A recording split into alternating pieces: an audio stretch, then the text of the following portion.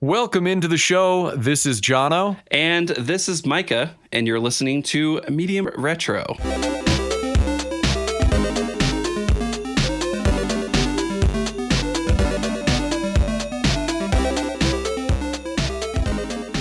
Micah Thomas, we're back, man. Jono, happy holidays to you, sir.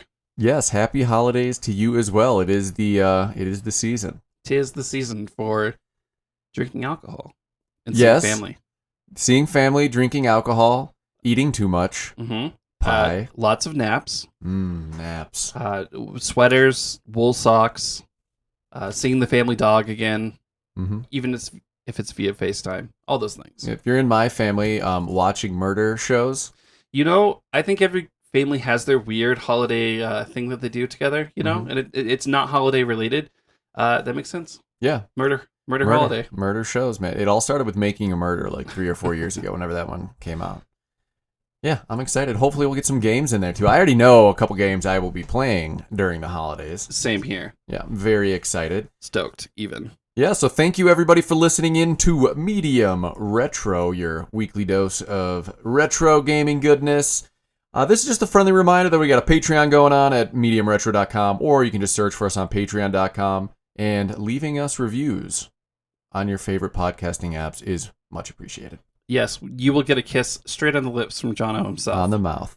Also, guys, as always, we have a Twitch and Twitter at Medium Retro, and an Instagram. Go over there, like our stuff. That's Medium Retro Podcast. Like, subscribe, send us some comments, send us a message, say something. We'll put it on the show. Fun times. Oh, yeah. We got YouTube, too. I feel like we always forget YouTube. Yeah. But there's like one person listening on YouTube right now. Eventually it'll be something, but right now it's very small. Whoever that YouTube person is. It's Mr. Adam Keese, I believe. Oh. The one and only. Hell yeah. Yeah. Well, damn. Well, I gotta say I'm thirsty. Same here. And so I'm gonna crack this. But while I crack mine, since we have to do these separately, bottle openers, why don't you tell us about it? You brought this today. So, New Belgium has a lot of really good holiday releases. This time, I figured it would be fun if we drink a bourbon barrel-aged one. This is their Oak Spire, which is their old-fashioned bourbon barrel-aged ale. It's going to be, all the flavor profiles of an old-fashioned. You get some cherries, you get some, citrus. It's good times, man. It's supposed to be very delicious. I've never tried it before, so, I'm excited to finally pop one of these bad boys. Yeah, this is exciting. I like the bottle, number one. It kind of has an old-timey... Oh, yeah. I had to stop talking to hear that sweet, sweet crack. I don't know if you'd call it a crack. What would you say? Pop? The actual word for it, crack, pop, both would be applicable. I would call it a pst. A pst. That's PHHHTPH. Okay, yeah, I like that. Mm-hmm. So yeah, I like this. This logo too just looks very old-fashioned. It does. It's got, all your ingredients of an old-fashioned on the front, but also it has the wood grain. The font is old school. It looks very much like something from the 1940s, which I think is what they're going for. And this bottle has that like barrel lip to it, It's pretty cool. It's nice. It's nice. I have poured mine into my chilled glass. You've got your Pabst Blue Ribbon goblet. Yes, thank you for providing such a delicious looking vessel, Jono. And cheers to you, sir. Oh, yeah. May your holidays be merry. And may your merry be holidays. Hell yeah. Okay. This is delicious. Right at the bat, you can taste that sort of like oak bourbon barrel flavor, that vanilla. It's got some good bitterness to it, which is, characteristic of an old fashioned. Get a little hint of citrus in there too. Yeah. It definitely has that sting of 9% alcohol. Yes, that's the biggest thing that comes through. More than anything else is that 9%. That is nice. I want to know if this is actually made with cherries and citrus, or if that is just simply a quote-unquote flavor profile. Yeah, because there's a picture of cherries and an orange slice on the cover. Don't lead me astray, New Belgium. But regardless of whatever's in it, it's delicious. And this was a delicious choice. It was delicious. So myself. And soon enough, we'll be slurring our words. Just you wait. Just you wait. 9% alcohol. And it's only like 3 o'clock on a Saturday afternoon. Mm-hmm.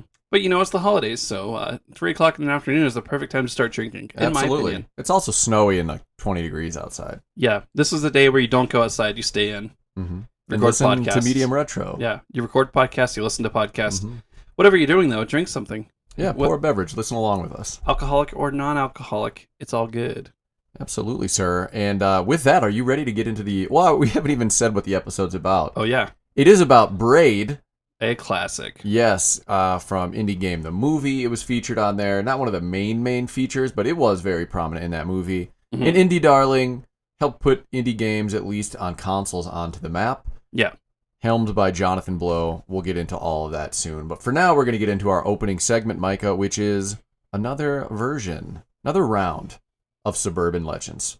Yeah, where we talk about creepy video game legends. And Mike, I'd like you to go first. Hell yeah. So this is one I've read about before, a long time ago. And in preparation for the show, I had to do some digging to find it again. I'm like 99% sure this is what I was thinking of. So there's an old urban legend about a game mod for the Elder Scrolls 3 Morrowind. It's very creepy. Are you ready? I am ready. So, the legend goes that there is this mod released for the Elder Scrolls 3. And in this mod, all the NPCs that you experience in the game are all most of them are all dead. They're laying on the ground, having been killed by something or someone. And the only NPCs that are alive are all staring at the sky. This also has an enhanced sky texture too, so the sky looks brilliant. Weird. And all of the characters, whenever you talk to them, all they say is watch the sky. But it gets creepier. Is this like one section of the game, or is this just throughout the whole game, I guess. I've never played this mod because I've actually never owned Morrowind, but I need to go back and change that. That'd be a fun one to play through again. And, it's right in between the old school and the new school. But yeah, anyway, so with this mod, people report seeing brief glimpses of the shadowy figure lurking just out of sight in the game the whole entire time. You'll turn around and you'll see it, but it's always just out of your sight. Just out of, yeah. But the creepiest thing is, people who play this a lot, they report having the same experience, seeing a creepy, shadowy figure just out of sight in real life, too. Oh, my. Yeah. So this is gone from the games to the real world. Yeah, what's haunting you in the game starts to haunt you in real life. Isn't that like The Ring? Or there's some game a movie that was about that. About a video game character that haunts you in real life? Maybe it's Slender Man? Yeah, maybe I've never seen that. I've never played or seen Slender Man either. Yeah. I'm not really super familiar with that story. All I know is about the Slender Man murders that happened a while ago, and that was really sad. So, yeah. No, maybe it is The Ring I'm thinking, though. I've only seen The Ring one time, and it was the most embarrassingly scared I've ever been from a movie. I'm not even going to lie. The first time I started watching it was shortly after it came out. I had to stop it right at the closet scene, right at the beginning. It was just too much for me. And it literally took me a year to get enough, guts together to be able to watch it again. Yeah, I mean, I stayed up all night, sweating my ass off, bundled up on my friend's couch because we watched it in his basement. Just horrified. That movie is Haven't horrifying. seen it since. I still, to this day, whenever I'm walking past an old school TV where it's got all that shit, the fluttering, whatever you call it, it still gives me the creeps. I still think about it. I'm going to watch it again soon. It's time. It is time to get scared. Yes, sir. So speaking of scary things, I got mine, which is a lot of bit less creepy than yours. Oh, hell yeah. But nonetheless, it is very much a creepy video game legend. And it is the Madden Curse. Oh. Have you ever heard of the Madden? I've heard of it, but I'm not familiar with what it actually means. So, John Madden Football. Now the games are just Madden. Mm-hmm. Most popular football game franchise in all of video games. Right now, they're the only football franchise that can use the NFL teams. Mm-hmm. EA paid lots of money to get the license to the NFL. But anyway, the game started, I think, back in 87 or the early 90s, the Madden franchise. But up until 1999, John Madden was on every cover. Mm-hmm. Starting in 1999, they started putting athletes on the cover. The very first one being Garrison Hurst, who was on his way to having an amazing career, Hall of Fame type numbers. He was on the cover for Madden 1999. That season, he broke his ankle so severely that he couldn't play football at all for 2 full years, and when he came back, he just wasn't the same. Career over, essentially. Man. That was the first ever Madden cover athlete. And if you look in to all of the different athletes, there is an astonishing amount of serious injuries or just horrible performances the season after they went on the cover. And to get on the cover, you have to be like a star player who just had a great season. Yeah, so it's pretty wild. That is wild. You get on the cover and it curses you for life. It does, and I'm telling you, man, at least half of the cover athletes suffered some sort of like career ending or just awful season following being on the cover in the last 21 years. It's insane. Damn, that's quite a curse. Thank you, video games, for ruining careers. Yes, you did it. You did it. Hell Crushing yeah. people's hopes and dreams. Or hell no, I guess. Hell no. Hell no. There's some good articles out there if you want to read more of them, but there's so many cases. So that was Suburban Legends. Hope you're creeped out. Yeah. Now, I am creeped out. And this game we're about to talk about, I wouldn't say is creepy, but it is strange. It is otherworldly at times. Mind-bending. Mm-hmm. We are talking about Braid, the meats and potatoes of this episode. Yes. The most beloved indie title by some. It's definitely one of my favorite games of all time. 100% up there as one of the best indie games ever made. Mm-hmm. Now, it was in consideration for our top 10, not in our top 10 episode for me. It did not make the cut. Yeah. But I mean, it was at least considered. It's up there. I think there are video games that are better, but that being said, I think what it did for indie titles and the video game industry as a whole is important, and you can't dismiss it. But also, it's just a lot of fun. It hurts your brain. It's a good time. It's a good time. And so, a little background on why we chose this game. We both love Indie Game the movie. Mm-hmm. And recently we did an episode on Limbo. I know we want to do Super Meat Boy at some point too. Indeed. Limbo is not in Indie Game the movie, but it came out around that same time. Super Meat Boy was, Fez was, and then Braid. Those are the three games that are really highlighted in that movie. Just because of our love for that movie, I think we always wanted to do some episodes that are centered around the games that are featured, and I think this is the right one to do first. Yeah. I think it is the most impactful. Super Meat Boy is very close for me, too. I do love that game. But Braid is the perfect example of having amazing gameplay, like mind-bending, extremely unique mechanics, but then having that indiness to it with the story, with the really cool visuals. Yeah. So yeah, it's a really good combination of all the indie tropes, I guess. Indie things you love. Yeah. Just the same way that people have these like quote unquote reoccurring themes on indie movies at that same time. There are definitely some reoccurring themes as far as storylines in indie games. Non-linear, bending your mind, making you have to think about things, not having a straightforward story. Or not having much of a stated story whatsoever. Those are all very classic things for indie titles. For sure. And you have other indie titles like one of the games that me and you both love, To the Moon, that relied entirely on story, but for the most part, I think indie games rely on inventive and weird gameplay without so much story, which I actually really, at least in that time period, and I really find that to be something super endearing. Yeah, completely agree. So let's get into some of the game facts here. Developed by Number None, and published by Number None, which I didn't actually know that was the name of Jonathan Blow's studio. That's really great. Yep. The designer, really just the mastermind of the entire game, is Jonathan Blow. He's a bit of a controversial but super interesting figure, and he funds his projects completely himself, which I think we talk about a little bit more when we get into the fun facts. But I really respect that. He was obviously featured in Indie Game the movie, as we discussed, and when we get into some of the fun facts, I think you'll see why he's such an interesting figure. Mm-hmm.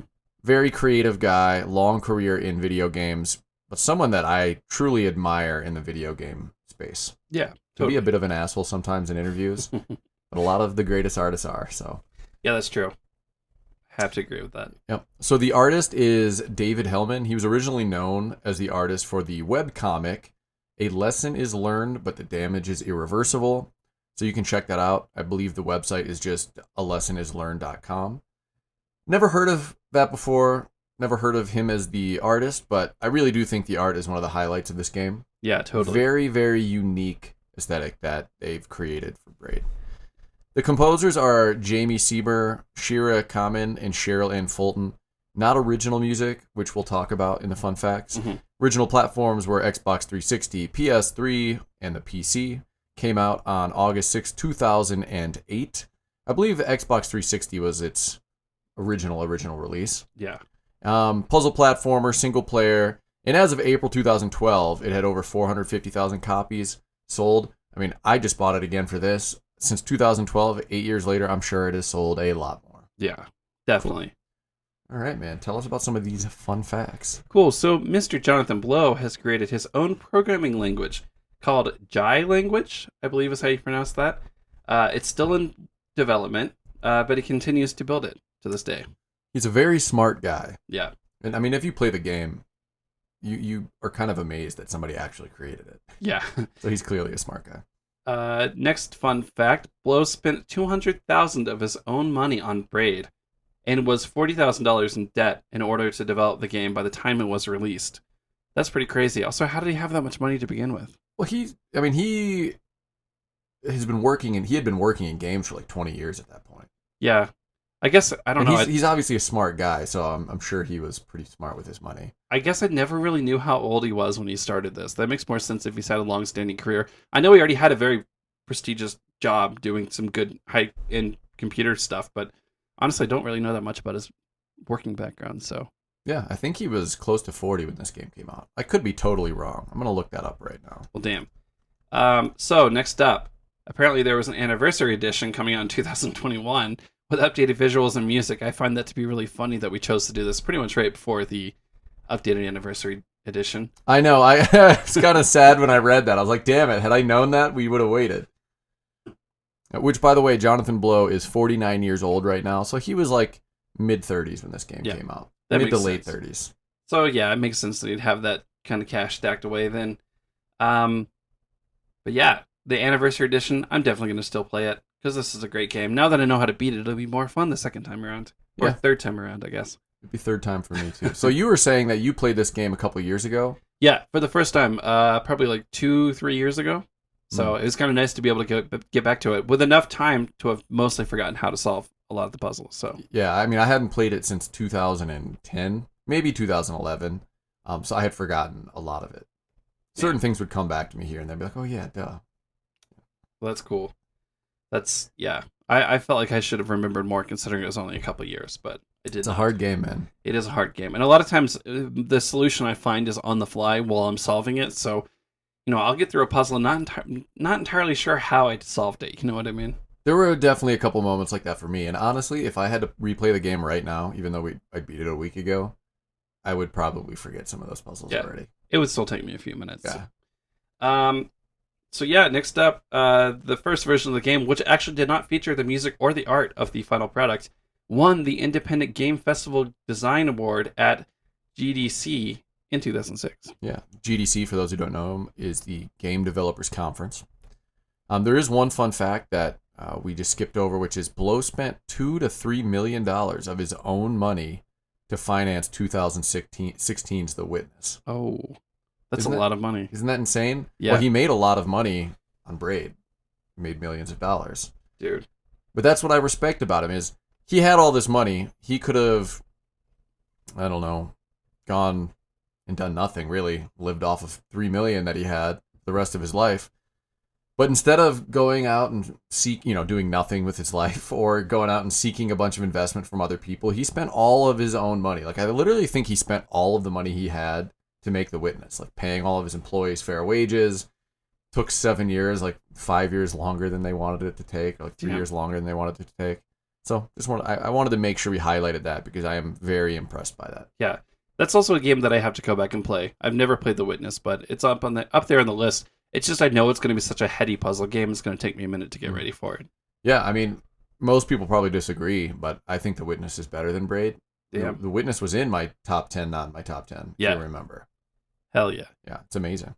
So sweet Edmund McMillan of Super Meat Boy fame actually created the original character design. They didn't end up getting used because they didn't really fit the background and environment created by Hellman, who ended up creating the characters in the end. Yeah. And did you know that you can unlock Tim as a character in Super Meat Boy? I actually did not know that. I've played either. a lot of those unlockable characters, but I never made it that far. Yeah, that is interesting that I didn't actually know that Edmund McMillan had such a close relationship with Jonathan Blow until this. One one other one that I want to make sure we get in here because I think it was a little higher up there is that apparently Blow's third game is going to take place over 20 years of development, and multiple chunks of the game will be released over that span, with a narrative unfolding throughout. Oh, interesting. Yeah, just pretty wild. That's going to be cool. Mm-hmm. The music was licensed to reduce development costs, which is something you'd actually mentioned earlier. Mm-hmm. And then here you have a question, which I'm interested to know what your opinion is on it. Do you think the music sounds licensed or like it was developed for the game? So my personal opinion is that I like the music, but I don't think it's quite as cohesive as the visuals and the gameplay. Yeah. I would have to say that at the beginning of the game, the super like old school sounding stuff that features, string movements, I definitely think feels like it fits the aesthetic very well. But as you go through the game, sometimes the music feels a little bit weird and out of place. That is true. But, I don't think it takes away from the game by any means. I think the music that is there at least fits enough that it does not take away so that you can continue to enjoy the experience fully. Yeah, I agree. Because I also agree with you that the beginning music, the do-do-do-do, I can't really do it right now, but the first couple levels I do think it fits. It was middle levels where I was just like, this doesn't quite vibe. Yeah. It doesn't sound like it was created for the game, I guess. But, Yeah, I can understand that for sure. Still good music. Hell yeah. I think there are 2 more facts. Actually, there's just one. 55,000 people bought this game during its first week, and it was second most popular selling Xbox game on the Xbox Live Arcade in 2008. I tried to find what the number 1 selling game was, and I could not find it. Yeah. As you put here, it probably is Castle Crashers. That's my guess. That would make sense. Because it did come out in 2008. I looked it up. That's still one that I've never played. We got to do it. Yeah, we do. Definitely. Castle Crashers is fantastic. 4-player couch co-op. Go. Oh, it's so good. Cool, man. So if we get into the plot, it's not the easiest plot to try and talk about because there's a lot of interpretation that you need to do. It's very vague. Jonathan Blow has been pretty vague about what the story means through all of his interviews that he's done over the years because I think some of it's very personal to him, and I also think he wants it to be a story that you can interpret your own way. Yeah. And I think once we go through the walkthrough and everything, I think we should both kind of talk about what we think the game is about. I certainly have my interpretation of the storyline, so I'd be very interested to hear what yours is. Yeah, because I certainly have mine as well. But just to break down the plot, you play as Tim, and you are searching for the princess. The story is told through a series of text snippets that you read from these green books at the start of each world. There are 7 worlds or 6 worlds in total. You actually start at world number 2, and we'll kind of walk through the worlds here in a second. But you find out early on that Tim made some sort of mistake that ruined his relationship with the princess, but as you progress, you understand he is trying to find her once again. But that kind of shifts. That's like the initial what you think the story is going to be. Yeah. But then it shifts away from that, and then it's much more abstract. I would almost say that it's almost as if it makes you believe that that's what the story is about, but maybe it isn't really, Yeah. So yeah, I got this off of online, some things that Jonathan Blow has said. He basically has stated that there is more than one interpretation of the story, and that he would not be capable of explaining the story of the game in words. He basically said the central idea is something big and subtle and resists being looked at directly, and that it's about the journey, not the destination. Mm-hmm. That makes sense. I mean, I think that even if you were to be able to spell out what the story is vaguely or maybe indirectly about, there are so many different themes that are running throughout the whole entire story too that would lead me to believe that it's not really about any one thing. It's about multiple things. Yeah. So, but yeah, I guess, let's interpret it at the end. Yeah, we'll chat through it once we do the walkthrough, man. So tell us about the gameplay.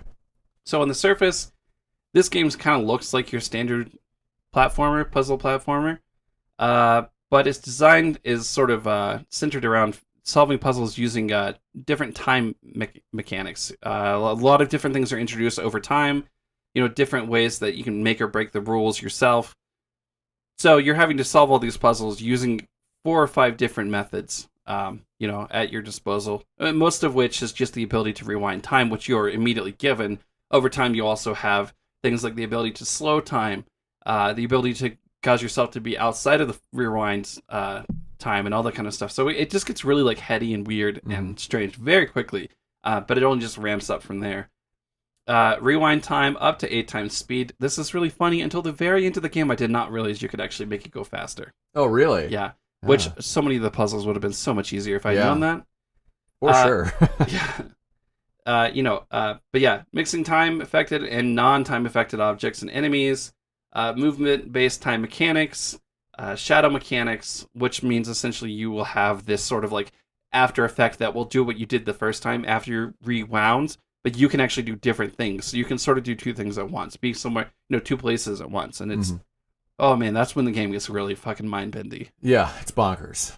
Yeah, but then the Orb of Time, which I always thought was a ring. It's a ring. Yeah. It's an orb ring. Yeah, it's a ring. The orb on top of the ring. Yes, the orb on top of the ring. The closer you are to it, the slower time will move. This is also the case for any other objects moving throughout the map. You can place this, and it becomes more and more complex having to get to certain areas to place it. It gets really heady. It's very heady, bro. But yeah, the main aspect about this game mostly, though, is you are, in a very classic fashion, trying to collect puzzle pieces throughout each level. At the end of the world that you complete, you put together the puzzle, and then it opens up the next stage. There's such a strange satisfaction putting the pieces together. Yeah, like why are puzzles so satisfying? I think he had said that this was one of the he implemented this into the game just because it was fun, but also because it sort of like had a secondary meaning to the story too. Putting all the pieces together. Yeah, absolutely. The only other thing you can collect, there are 8 stars. I didn't collect a single one of them. At the start of the game, you're on like a bridge walking up to your house. There's a little garage and then the night sky, and you see the constellation Andromeda, which is made up of 8 stars. And that's kind of foreshadowing that you're going to be able to collect all 8 of those stars throughout the game. Did you look up how to collect these stars? Only one of them, and I only looked that one up because I was like, why is this? I was so confused by a floating cloud in one of the levels that I'll talk to you about when we get to the playthrough. That's the only one I know how to get. I didn't look up any of the other ones. Because there's one you literally have to wait 2 hours. That's the one that I am referring to. Yeah, I figured that's probably what you're talking about. You have to wait 2 hours for it to move across the screen to be able to get to the place where you can get the star. That just sounds mind-bending and fucky this game gets with you. It's so cool, though. I love it. I really do. And I think in honesty, this is sort of him making commentary about those collectible, hardcore, fully complete sort of things, Mm-hmm. Yeah, it's worth it. You think he's making a commentary like it's a waste of time, or if you're going to make this a thing, I'm going to really fuck with it? Like, I think he's saying not simply that it's a waste of time, but that just it is a time sink, Mm-hmm. And inevitably, you have to spend so much time to fully complete a game that waiting for 2 hours is just sort of like saying this is what you're going to have to do, to do it if you really want to complete something fully. But I don't think necessarily it's saying that that's messed up or that it's pro or against completionist playthroughs. I just think simply it was sort of like a little bit of a tongue-in-cheek commentary about it. I could see that. I will say the implementation of the star that takes 2 hours to collect is actually pretty clever. Yeah, I do too. So, I think it's really clever. For the characters, there's really only a few characters. There's Tim, the princess, the dinosaur, and then all the bad guys. Yeah. I guess one of the final boss, so to speak. The knight. Yeah. Or the king, or whatever you want to say. I think he looked like a knight. He looks like a lion knight guy, dude. But who's to say entirely? The enemies in this, you have listed Monstar. Goomba looking with hair. I always took them as weird lions. I don't know what they were supposed to be, but they are very weird looking. I mean, I could see it because the boss is like a larger Monstar, and he definitely has a lion look to it. Mm-hmm. But the small ones, they just look like curly-haired Goombas to me. Yeah, I see it. They're very creepy designs, I think. They're very unsettling. Yeah, they're like cutesy unsettling. Yeah, exactly. I kind of wish I had a plushie to put on my desk. That would be cute. If they don't already make that, they should make that for sure. The next enemy, I actually really like and dislike these guys because they always were the bane of my existence in this playthrough. The Mimics, which are killer rabbits, pretty much. They make cat noises. They have a flower on their back. They'll be underground. When you walk up to them, they'll pop out and jump at you. Yeah, and they're always placed at the worst spot. Oh, yeah. And there's one level in particular. We were talking before this recording, that you didn't look up a single thing to beat the game, and I had to look up. I know one for sure, but I'm pretty sure there was 2 puzzle pieces. I had beaten the entire game except for these 2 pieces, and I'm pretty sure they were in the same world. And I was just like, I can't do this anymore. Let me ask you, the piece that you're referring to, is there a bunny guarding a one-way up ladder Yes. into a... Yes, I know exactly what you're talking about. That took me a minute. It was driving me crazy, and I just couldn't freaking deal with this bunny anymore. It's like he'll only run both ways, right? Mm-hmm. Yes, that puzzle piece was driving me insane. You know what's funny? It's that half the puzzle I've solved pretty quickly. It was the second half that took me forever to figure out. So, and I can't remember because I got a piece pretty quickly too, and then I will point it out when it comes up and Okay. tell you exactly what part was mind fucking me so hard in a not fun way. But yeah, other than the monsters and the mimics, we have the boss. He's actually the only boss in the game. He comes up multiple times. Sometimes he'll require more hits. The surrounding area will be slightly different in every encounter. But for the most part, it is the same mechanic. You were dropping chandeliers on his head to defeat him. Yeah, and he's that larger monster guy. The king of monsters. King of monsters. And then we have the claw, which I actually saw as being like a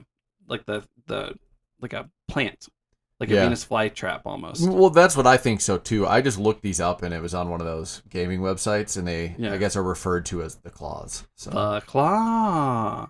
I'm using what is out there as the official terminology for them. I was just curious if that was like what he intended, because I a lot of times I find that I see things a very certain way, and they're not always the correct way. But anyway, that's what makes you, Micah. That's true. That's what makes me unique and individual, and probably insane. Well, yeah, that's why we gel so good together on the show, Micah. We're both just 2 insane. We're just enabling nerds. each other to be more insane, as it turns out. Sucking down 9% beverages, yeah. Oh hell yeah! So yeah, the claw, I think, that ends us on our enemies list. That's the end of the enemies, man. So let's go through the worlds and the mechanics tied to each world. Like I said, I think I said 7. There are 6 worlds in total. And we'll go through them sequentially. When we actually go through the walkthrough of the game, we'll go into depth into each one. Just as a quick overview, World 2 is called Time and Forgiveness. The mechanic is the first world. It's the first world in the game, so it introduces the central mechanic of just rewinding time. Mm-hmm. And it is strange, too, that the first world you play is World 2. Yeah. You'll see World 1 is actually the last world. And I think that's there just to kind of showcase that things are all out of sync, that time is all out of sync, and things don't have to be all wrapped up in the same order. And eventually you can actually go into some of the worlds in different orders as well. I think you can always do that. I'm not positive, but I do know that at some point you do unlock other worlds. The light will come on, and I think that's when you can go into them, Yeah, but eventually I think World 5 and World 6 both unlock at the same time. The basement area. Yeah, they might actually unlock at the same time as World 4. I'm not sure, though. I typically try to play games very linearly, so I didn't really skip ahead much. Mm-hmm. I was also obsessive about collecting every puzzle piece before I moved on to this playthrough, so... I was not. I kind of just did what I could, got to each world, and then I went back, because I figured I would get better at the game as I was playing it more, and so I could go back and get those ones that I missed. And that's one thing that this game actually does a good job about. So you have to collect all the puzzle pieces to be able to go to the end of the game. However, you're not required to collect all the puzzle pieces to move forward, so you can beat the whole entire game once you have a really good understanding of the mechanics and how much the game messes with you and how you have to think as a player. Then you can go back, and a lot of times it's much easier to collect them knowing how the game is played at that point. Yeah. So one aspect of this game I think is incredibly good, worth mentioning. For sure. So World 3, it's time and mystery. Its mechanic is that there are glowing objects that are introduced that are not affected by time. So like when you come across a monster that's glowing and you hit reverse, he is not going to reverse. He'll just keep walking as usual because he's not affected by the time mechanics. Or if you get a key that is glowing, you would think when you rewind, it'd put the key back to where you found it and you would start walking backwards. But if it's a glowing key, you'll hold on to it as you reverse time. So it introduces that element of the glowy, non-time affected bits. Also worth mentioning too, whenever you use a key on a door, it breaks the key. These keys don't unbreak whenever you rewind. So that becomes something you have to really think about later on in the game. Yes, because if you use a key that normally breaks, but it's not glowing, and then you rewind, the key will be put back into your hand. The door will go back up, and your key will be whole again. Yeah, this game just really fucks with you, man. It's same with doors that are glowing. If you unlock a door that's glowing and then rewind time, it will stay down. It will stay unlocked. So that's how that glowing time mechanic works. Tell us about World 4 and 5. World 4 is called Time and Place. The main mechanic here is as you move left or right, so do the elements of the world. Essentially, when you're moving right, time is going forward. When you're moving left, time is going backwards. So Absolutely. It is so confusing. This is one of the ones where it starts to really fuck with your, like, sense of time and space and everything. So yeah, time and place. Yeah, specifically the level The Hunt in that world, where you have to kill all of them in order for the door. Oh, that one took me so long. When I said I'm not entirely sure about how I solved a puzzle, that was the first one that came to mind. But, eventually I sort of got an idea of what it was trying to do here. But yeah, that was difficult. That was tough. And it took me probably 10 minutes to figure it out. Yeah, you had to kill them in order. We'll talk about it. We'll get there. Yes. World 5, Time and Decision. The main mechanic here is like a shadow Tim. So as you go forward in time, if you hit something you don't want to do, when you rewind and start back, your shadow image of yourself will perform exactly what you did previously. If you jump on an enemy and then you rewind, your shadow will jump on the enemy, killing him. If you use a key to unlock a door, your shadow will use the key to unlock the door. So, very interesting mechanic here. It gets very strange. There are also enemies and platforms and other things that also have the shadow effect. Being able to properly use them to get the objective completed or to span gaps becomes very difficult but very cool. It is a very cool one. It's a total mind-bending experience using Shadow Tim, but it is very, very well done. Yeah, 4 or 5 both just introduce some weird stuff. And it just blows my mind that someone thought about this and made it so well. Had to have been a lot of nights just I feel like he was sitting there with one of those old candlestick holders, just writing by candlelight, with a feather pen. Because this, he just seems like that kind of guy who's very old school. And that he would just sit down in the dark and just think about this stuff. I mean, shit, man, I wouldn't be surprised because some of this stuff is so fucking crazy. It's like genius design, It's genius design. It is. It is truly a genius design. Jonathan Blow is a genius in the video game world. Okay, so World 6 is called Hesitance. It's the first world that does not have time and in the name of the world. It's just called Hesitance. And this is the magic ring that we mentioned earlier, the ring that has the orb on top. So basically, it's a very cool mechanic. When you drop the ring, everything within its immediate area will be very, very slow. And the further you get out from the center of the ring, the faster things become. Eventually, you get to a point where you're not slowed down at all. And this includes Tim. Tim will move very slow when he's next to the ring. Lots of very cool mechanics. There's this one area in particular where these ladders are dropping, and you have to time these platforms and the ladders dropping. It took me a long time. That one definitely broke my brain a little bit. Yes, because there's 2 pieces on the screen. One of them, though, that broke my brain too. You have to slow one thing down so it goes underneath the other thing, and then jump on the thing, and then put the thing at the other place to slow the ladder. There were so many things going on. And that section actually has 2 different puzzle pieces. The first one you can get in 2 seconds, no problem. Yeah. And the second one, the one in the upper right-hand corner. Dude, right? I probably spent 30 minutes staring at I that took shit. a long, and I refused to go through that level without getting it because I was like, I need to figure this one out. I got so stubborn because it was the last world to get to the final world. And I was like, I'm gonna have to do this one soon anyway. Yeah. Woo! That was a tough one. That might have taken me longer than any other ones. Dude, but I gotta say, the moment when you have that breakthrough, when you've realized what you're supposed to do, when you've thought about things in such an upside down way as to be able to solve it, it is one of the greatest feelings of video gaming ever. Yes, completely agree. Now, this puzzle was also very hard though. And some of the puzzles in the game, a lot of the puzzles in the game, don't only require you to solve the trick or the puzzle itself. You have to execute it. And this one, if I'm remembering correctly, took some timing and execution. And if you failed it, you'd have to go back and redo it again. Yeah. So good, though. So good. Totally. And I think one of the things that you've been able to rely on in the first half of the game is being able to rewind your mistakes away. But as the game goes on, it shows you these, you'll have different things where it doesn't matter how many times you rewind, you have to perfectly perform because there's some object that is, existing outside of your time abilities. Yes. So yeah, once again, it just really gets to you. It really does. It's cool. Very, very cool. And then we have World 1. It doesn't have a name to it, I believe. It's just called World 1. And once you complete all 6 or all 5 of the other worlds in the house, so you're basically in Tim's house. Mhm. Each room has a big canvas puzzle area where you're building the puzzles together. And once you complete all 5 of those puzzles together, the ladder to the attic will open up. And as you complete each different world, a section of the ladder gets put there. So you kind of understand early on that that's what you have to do to get up there. Mhm. The attic, World 1, is actually the last world you play. So again, just showing that things aren't all in sync. Time is changing. I don't know how you would say it. But yes, World 1. And it's very different than every other world. You're not really collecting puzzle pieces anymore. It starts with this very intense scene. We'll talk about that when we get there. Yeah. And then it kind of has the epilogue that follows. And the mechanic here is that time flows in reverse. Rewinding time returns the flow of time to normal.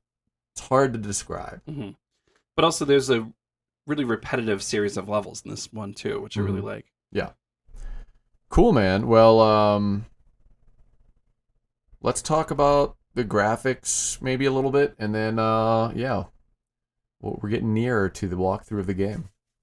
Hell yeah. Oh, yeah. So the graphics, a lot of these 2D side-scrollers, particularly at that time, were very like old-school stylized.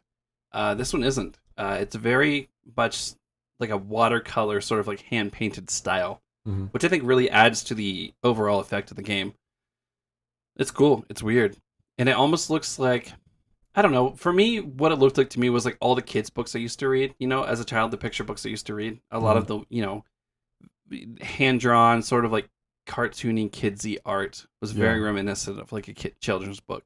Yeah, I think it works really well with the time theme and, reversing time theme, because everything kind of has that watercolor, like splashiness to it. Things are swaying in weird ways. Yeah. As you speed up time, like, because you can slow down and speed up time. Like, if you go 8 times, everything actually becomes, like, blurrier and sometimes, like, fiery. Yeah. They change the mood depending on how you're reversing time, changing time. I don't know. I think it just really fits the theme of the game and the mechanics perfectly. Totally. And I think we've said this already, too, but the main enemies are all very cutesy. They're stylized. They're obviously drawn on the same art style, so interesting. Yes. I would say that in a lot of ways, and I've actually read this from other people too, you might not even be able to call the enemies because sometimes you're having to work with them to get through the level, in a weird way. The only ones that are for sure enemies are those rabbits. Dadgum dingle rabbits. They have giant blood-sucking teeth, and they only, like the Monstars, they're just walking around, and you just jump on them. Yeah. Because their curly hair looks like it'll be soft and fun to jump on. But the rabbits, I mean, they see you and they're like, no, I want to eat you, Tim. Hiss at you and they jump, making cat noises the whole time. Monty Python and the Holy Grail inspired rabbits. They are vicious. Yeah, totally. Well, cool, dude. It is that time where we jump into a happy hour sesh before we do our walkthrough, man. Oh, yeah. Are you happy? I'm pretty happy. You houred? I'm houred and happied. Woo! Indeed. I'm feeling silly because I'm halfway through this 9%er over here. I'm a little bit more than halfway. Oh, I might be too. I'm definitely a little bit more than halfway. Well, cheers, to this this happy hour, my good sir. I'm happy to have you here, Micah. Yeah. Oh yeah. I this last week for me, I not a whole lot has happened. This has been the I just finished my finals not that long ago, so this has mostly been a come down week for me, just relaxing, chilling, setting, all my worries aside for a hot minute. The only things I've been doing, non-video game relating, I've been playing a lot of video games. One of the best things about having time off is being able to enjoy yourself. But the other thing I've been doing is just sort of like cleaning up.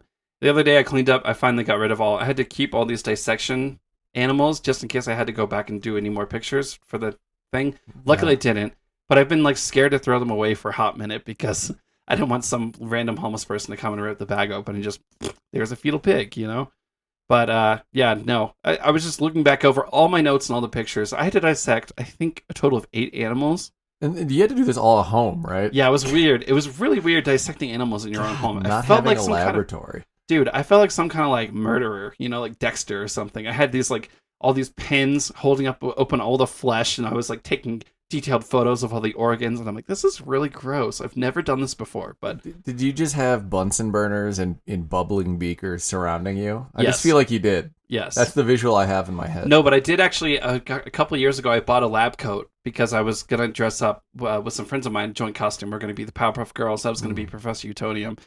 Ended up falling through. Didn't get to go up for Halloween that year, which was sad. But anyway, I had the lab coat, so this whole entire time I'm wearing the lab coat to cover me, so that all the splash from all the organs that I was cutting open wouldn't get on me. It was grody, man. It was really grody Were you laughing manically? the whole time. Okay. Yeah, I made sure my hair was extra poofy that day too. Yes, exactly. I'm seeing a little gray in there, Mike. Are you doing a full transition? Oh, am I actually going? I No, thought you were no. being serious. I was No, like, what? There's no gray in there, Mike. I am actually getting more and more gray hairs in my mop up top of my head. It's really funny. I don't have a single gray hair on my head that I can find, but I've got a lot on my beard. It is usually guy's beard that goes gray first, so Well, happening. can't grow a beard, so it skipped the beard and went straight to my hair. But yeah, other than dissecting animals, being a mad scientist, going gray, electrocuting people, I've mostly just been playing video games with my siblings over the internet. We've also been co-streaming the episodes of The Mandalorian together and stuff like that, so we've been having a good time. A lot of good sibling family time pre-holidays, so it's been fun.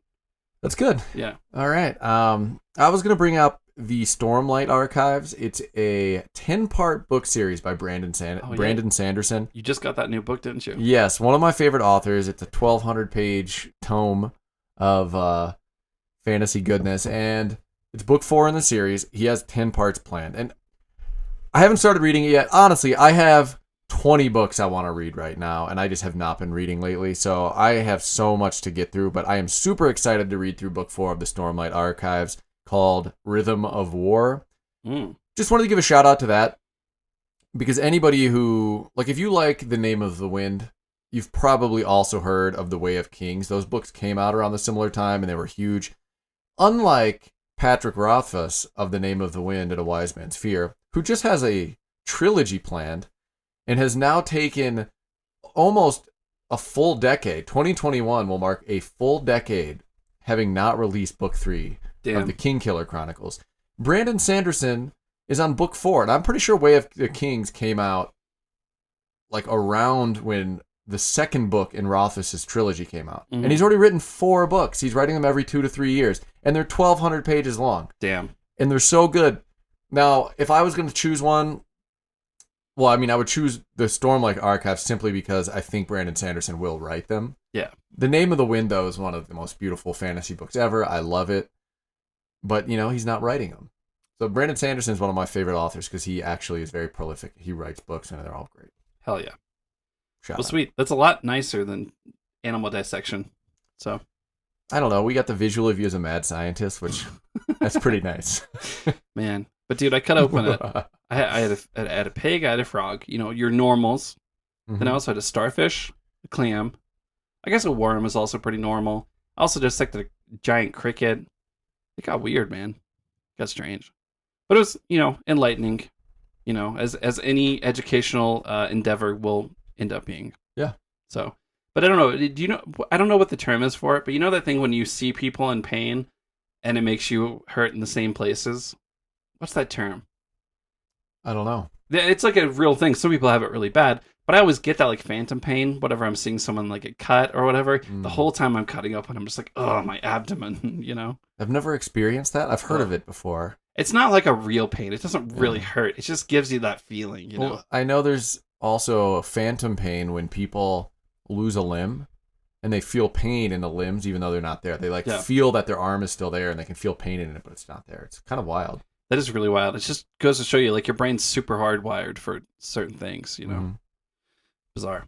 Yeah, very, very bizarre. So that was Happy Hour. If you have any questions, comments, concerns, manifestos, I don't know what else, things. If you want to antagonize me and Jono on the show, do it. Yeah, We'll just read do it. Yeah. Dear Micah and Jono, you suck. We'll read that. Mm-hmm. I'll read it out loud for all of the other listeners to hear. Yeah, and then we'll tell you that you suck. Probably. If you dish it out, get prepared to receive Yes. as much and worse. 100%. Yes. Okay, man. Are you ready to do a little walkthrough of the game? Let's go. A little gaming walkthrough. All right. So we already talked about the opening. The opening is very beautiful, very stylized. He's on like this bridge, kind of in a cityscape in the background, or like a rooftop or some sort of walkway leading up to his house. And that's when you see the little garage with the Andromeda constellation above, and then you walk into his house and you see all of these canvases that look empty. The light's only on in the first room, and then you can enter the very first world. The first world, which was called... I'm already missing that. The first world, which was called Time and Forgiveness. And then leading up to the actual stages, every world starts with kind of like a cloudy background. And on the ground, there's some desks with green books. And that's where you get your little story bits. Yeah, it's only told through those little text bits, which is actually pretty interesting. Every single time you unlock a new stage, you get a chance to actually read a little bit more of the story, which is cool. Yeah, exactly. And the first world, like we said earlier, really makes you think this is all about you trying to find the princess, but things eventually changed. Now, how did you take your notes? Like, I did not take a note on every single level, just because it would take us so long to go through every single level. I just have some highlights, some things that I want to call out here and there. How did you go about your notes? I took notes on every goddamn level just in case. Well, you're hardcore, man. You're hardcore. I like it. I did it hardcore, but also like I took a lot of time with my playthrough, so I had a good chance to really sit there and take notes. Plus, too, I mopped up my note taking with watching a speed run, which was crazy and really hurt my soul because they're very good. They finished the game in like 25 minutes. Yeah. 25 minutes. Yeah, I didn't even know it was possible. That's insane. The actual speed run is done if you finish the game before 45 minutes. Wow. Yeah. I don't plan on doing that. Peeps are crazy, man. Probably took me like 6 hours to beat it. It'd probably take me another 4 to beat it again. Yeah. Let's be real. All right. Well, I believe the very first level is 3 easy pieces because it's 3 easy pieces. And the first world, very green, has that rotating sun in the background, which I really love. And I think it's just beautiful. Honestly, I think the game is just very beautiful. Yeah. I really like backgrounds, like I've always said. This one has a really great multi-level, multi-layered, mountainous background. Very, like, beautiful, cute little watercolors, And like you said, that rotating sun is just a really good addition. You sort of have this, like, energy radiating from it and all these clouds around it, too. So it's very, very nice, very peaceful-looking area. Yeah, and there's a couple things in this level that... Obviously, this is called 3 easy pieces because it's introducing the games to you. But you'll have the Monstars. You'll realize that jumping on the Monstars, you can jump higher. If you jump on 2 of them back to back, you go even higher. Yeah. So simple mechanics like that are introduced right off the bat, and the idea that you are finding puzzle pieces. It's kind of showing you that right away. And the second level, I got to be honest, the second level, I got a little confused, and I had you have to go back for that puzzle piece later because you have to build up the puzzle. It took me a while to figure that one out again. Yeah, I had actually totally forgotten about how to solve that one, so it took me beating the level and then looking at the mostly completed puzzle to be able to remember that's a platform, and if you move it around, you can actually jump on it. Exactly. This level's called the Cloud Bridge, and at the very end of the level, I think each world has one level where you have the canvas with the empty puzzle pieces, and you can build up the puzzle in the level. In this specific stage, which is like the second level in World 2, it's called the Cloud Bridge, and in the puzzle itself, when you build it up, there's a ledge that you have to build, and then you can jump on that ledge in the world. It's very cool. But yeah, I remember that took me a while to solve the first time, and I had forgotten how to solve the second, so I felt dumb twice. Yes, me too. I when I actually solved it this time around, I was like, God damn it, I remember. I remembered all of a sudden. Yeah. Oh, man. And another thing I wanted to point about that specific level, because to the right of that puzzle, like the entire puzzle where you put it together and you build the ledge, In the upper right-hand corner is where there's a cloud that appears to just be sitting there. And this is what we were talking about earlier, where you have to wait 2 hours to get the star constellation. I was so confused, and I looked it up. I'm like, what is this cloud? Am I missing something? What is this cloud? There's no reason it's there because you cannot jump on it. Over the course of 2 hours, that cloud will slowly move across the screen, and you have to wait till it gets to a certain part of the level, jump on top of it, and then wait for it to continue to move, and then you can get a star piece at the very beginning of that stage. Just weird, and it just really messes with you, you know? Mm-hmm. Damn. Very cool design, though. I do think that is pretty cool. Yeah. Okay, so the next one is the one you were talking about earlier, the hunt, which I really like. Right immediately, this looks very simple on the surface, but you actually have to realize there are certain enemies you cannot jump on immediately. You have to save them to be able to jump across them to the next platforms. Mm-hmm. It's cool. It just takes a minute to figure out. But once you defeat all the enemies, you unlock the ability to finally get that puzzle piece and move on. Yeah, the hunt is another one of those recurring levels, and when we talked about this earlier with the back and forth World 4, where you have to go back and forth, that version of the hunt is the one that I sat there forever, because you have to, as you move forward, time progresses forwards. As you move backwards, time reverses, and you have to kill all of the monsters, all 6 of them, in order for the door at the top to be unlocked. Yeah. But because it's like a single level and you're going back and forth, you have to jump on everything. Well, I guess we'll talk about it again on that level. This is the first iteration of that level, though, and it just shows that they take one design, or Jonathan Blow takes one design, and just keeps running with it, but adding some complexity to make it harder and harder. It's just crazy. It's such good design. It is really good design, and on top of that, too, it just, it makes you feel like, oh, this looks familiar, and then you're like, oh, I have to solve this in an entirely new way that my brain is not ready for. So it's cool. Yeah. Really fucks with you. Really, really fucks with you real good. Mm-hmm. I think the next one is called Leap of Faith. This one, there's not much to mention here. It's about timing platforms and actually making a leap of faith where you actually have to jump down this pit when you can't see the bottom. But once again, you have rewind, so you can just, undo any bad action that happens. Yep. Due to that. All about jumping on an enemy's head when he comes out of a cannon, too. There's some timing involved. But yeah. That actually is the last level of World 2. Which you get to the end, and it's a nice classic Mario reference here. This little dinosaur comes out of a castle, and he's like, I'm sorry to tell you, the princess is in another castle, which is a classic Super Mario 3 reference, Just straight up the most obvious reference you could make to a Mario game. There are some others that are worth pointing out too, but that one to me is like one of the greatest, because it's also a recurring theme in this game too. Referencing and calling back, but also that specifically, the dinosaur coming out of the castle letting you know. It's a recurring thing in this game. So yeah. How do you feel about the dinosaur's design? He looks sort of like a mix between like the puppet guy from that PlayStation game. Puppet guy. Why can't I think of it? Parappa the Rappa? No. I love Parappa the Rappa. Puppet guy. Sackboy. Oh, Sackboy. Yeah. He looks like Barney the dinosaur in Sackboy style. Yeah. He's just, like, a lot of the character designs in this game are a little unsettling. Yeah. I feel like he is too. He just looks a little bit out of place, which I love. Mm-hmm. His design is just a little bit different than everything else in the game, and I don't know. I think it's great. Yeah, I really like it too. But yeah, he sort of tells you that, and you go off and you go back to the beginning. Hopefully, if you collected all the puzzle pieces now, you put them together and you get to go to level 3. Yes, sir.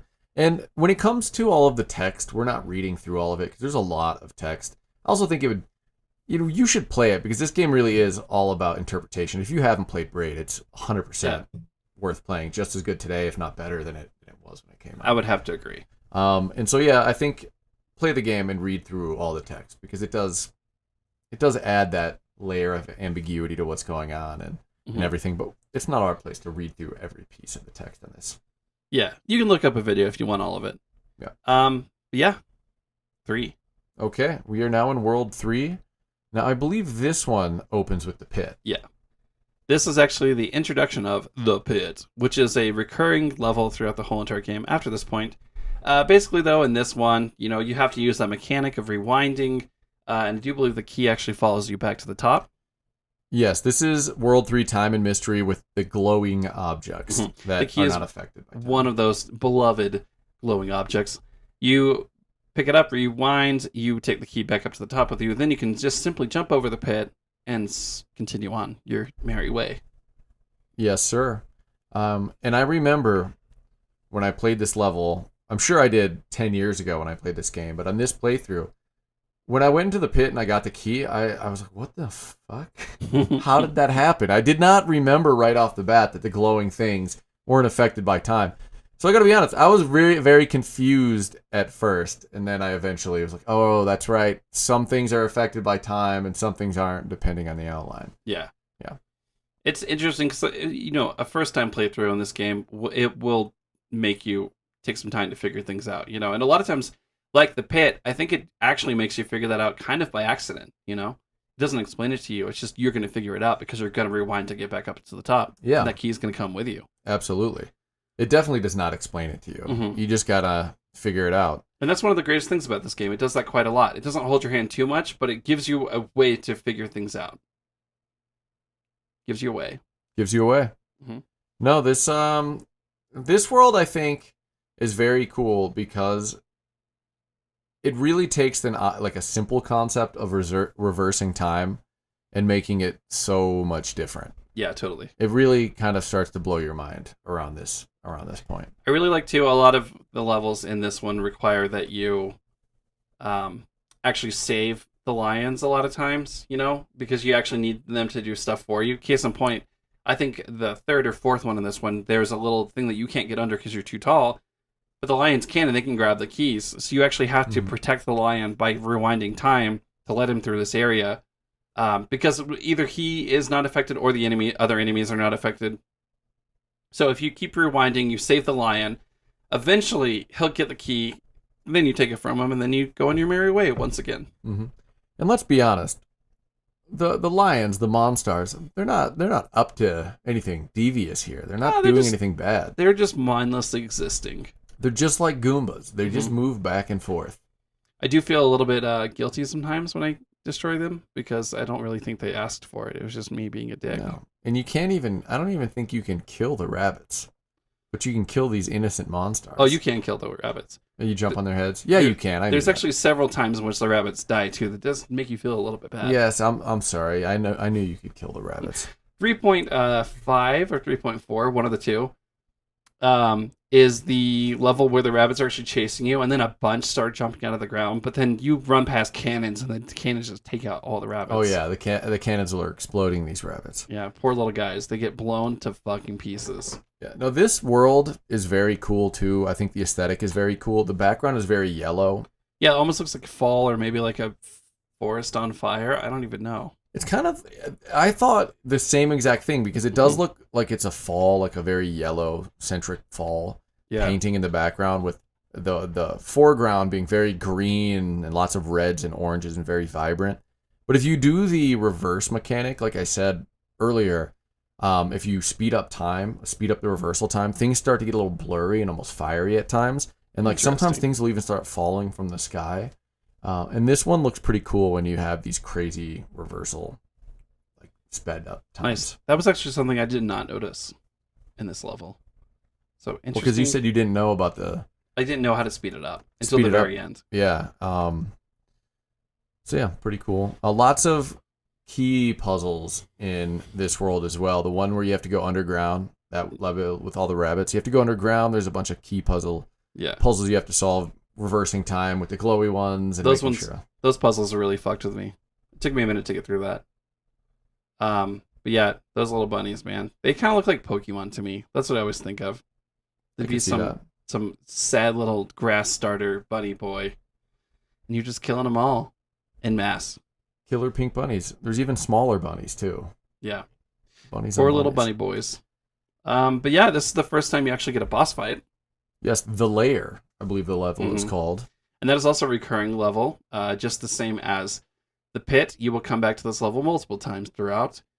This guy's actually, not terribly hard, but it does take a minute to figure it out. This is one of the levels in the game that, for whatever reason, I really remembered well. Mm-hmm. from when I played it a decade ago. Because the first time I played it, I could not figure out. I remember sitting there thinking, like, what is going on? I felt really dumb when I finally figured it out. Or really smart. I don't know. These games make you feel really dumb and really smart at the same time. Exactly. And this time I actually remembered it. It was the very first time I had to rewind forever. I just had to keep holding rewind because I had to go so far back because I had wasted so much time trying to kill this guy. But essentially, you drop the pillars, rewind, drop the pillars, because he is glowing, and so he does not interact with time reversal. Yeah. So when you hit him with a chandelier, he takes the damage. You can rewind and bring the chandelier back to the top, drop it again, and he has already had that previous damage, so you just keep doing that. Yeah. It seems so obvious now. It does, but like, if you didn't really think about it, it would be difficult to figure out. He's glowing, but also like a lot of bosses glow. But once you figure out, once again, you just feel smart, and once you actually get a complete nice run through that, you get a chance to actually do some real damage. Feels good. It makes you feel smart. Makes you feel good at video games. Yeah. And if you ever play The Witness, that's one of the best things, is this sense of accomplishment. Because you really are taxing your brain in some of these games, man. I mean, they're not easy. It takes intelligence, Well, I never said I'm intelligent. Let's pump the brakes there, Micah. It takes brains. So then, yeah, you have one more level after you beat the big bad boss. Lots of rewinding on that one. Wasn't a super challenging level itself. It's funny, though. This is actually the one that I saved to the very end because I could not figure it out. Yeah. Was it the glowing platform that you have to raise, that puzzle piece that you couldn't figure out? Because that one actually did take me a little while to get. No, I got that just fine. It's funny because I got through that pretty quick, but it was actually the secondary part. Let me see. I think this is the one. 3.7. I think it's... Let me double check here. I might be remembering incorrectly. But there's this one where you have to jump, or you have to have the guy jump on your Shadow's head. I think that's later on. Yeah, I'm thinking of something else. That's later on, yeah. Yeah. Because I think we're now going to World 4, which is where the time and place, which is where the Shadow comes into play. Oh, no, it actually was this one. That was the other one. I actually took a long time with that one, but this one was the one that I saved to the end. It was the one that it was the grazing platform. And it was because I didn't realize you could do 2 times rewind. Yes. Because you actually have to rewind super fast to be able to beat it to the location. The raising platform, too. So the first part I found pretty easy, but the raising platform, again, the glowy bit threw me off. Platforms that are glowing aren't affected by time, so you can stand on them and you will not move, because then you become unaffected by time. And so you can rewind the whole world, because there's basically like a chamber with a door that's slowly shutting, and so if you have to get on this platform, rewind time very far back so that the door is fully open, and then you can go back to it. But for this one, it was specifically you have to get that same platform that you let get you to the next area on that part. You have to move it backwards to be able to climb up a ladder to be able to get another puzzle piece. And that was the puzzle piece that literally took me until the end of the game to solve. Really? All right. Yeah.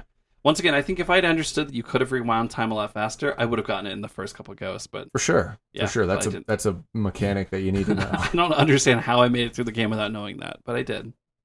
You made the game harder on yourself than you needed to. At the end of the day, probably. All right, so we are in 4 now. World 4, time and place. Greatest section, probably. Creative. You got to get the flow of time just right. If you stop, it stops. You go right, it goes forward. You go left, it goes back. This is when the game starts to get really trippy. It introduces something that's never been done in a video game that I've ever played before. For sure. Yeah. So it's fun. Weird times. I think this was harder than the previous world, but I don't think it was the hardest world.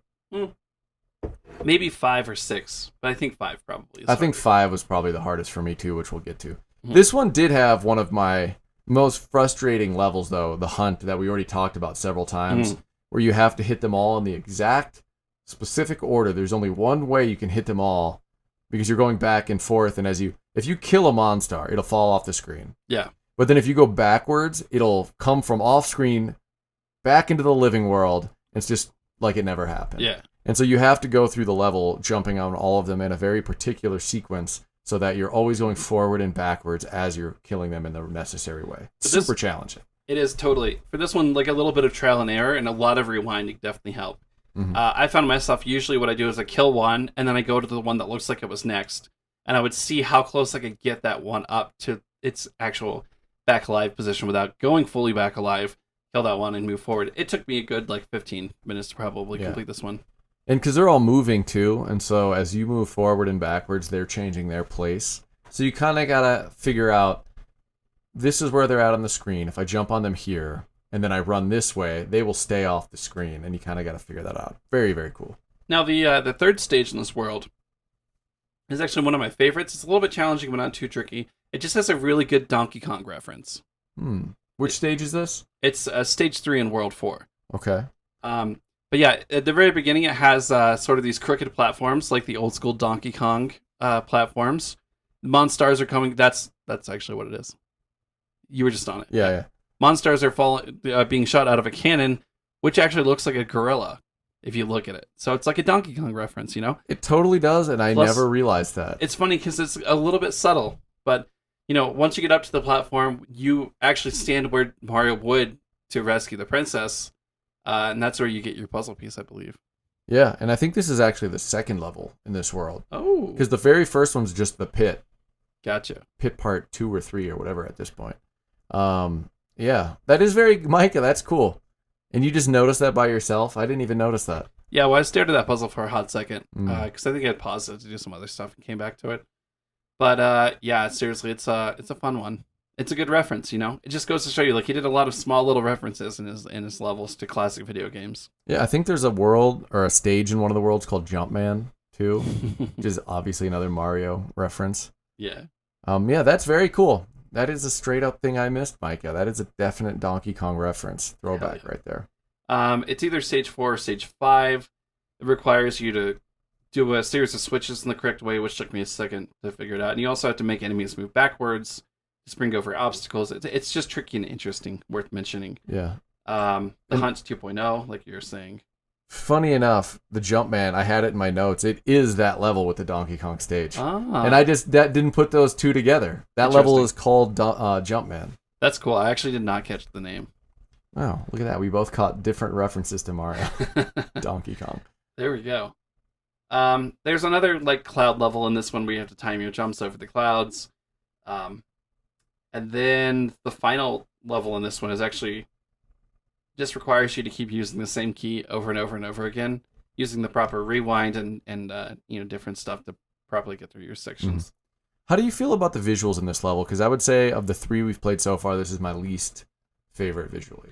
They're just on the whole probably one of my least favorite visually levels. I mean, they're fine. It's definitely more of a ruined style, which is cool, but not really my jam so much, I think. It just doesn't pop as much. The other ones were way more vibrant. Yeah. And lively. And I will say, though, it's a good change up from the previous levels, too. But this looks almost like you're going through a very generic-looking ruins level.